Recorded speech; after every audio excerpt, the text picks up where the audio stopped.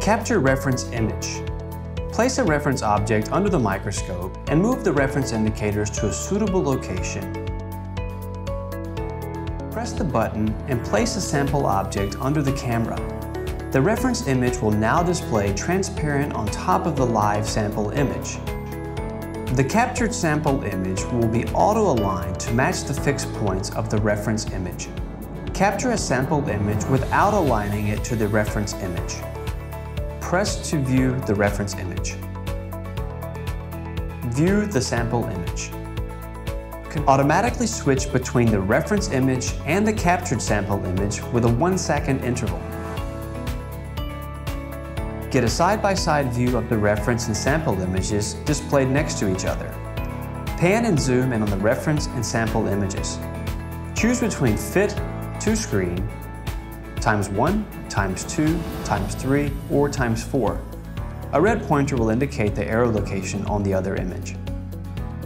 Double-click the left or right image to switch between live, reference, and sample image. Double-click on the vertical line to swap the left and right image. Name and save the captured reference image.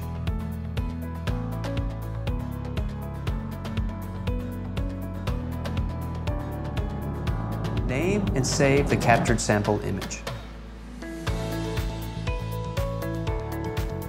View the live camera image. Press the star icon to name and save a template. Recall a template by pressing the drop-down menu and choose the wanted template. Activate Annotation menu bar. This function makes it possible to add text annotations anywhere in the window. Use the keyboard to type the text. Move the text box to the wanted location and left-click the mouse to confirm the position. With this tool, it is possible to add arrow annotations anywhere in the window. Use the left mouse button to place the endpoints. Use this function to set the colors for drawings and text before using a tool.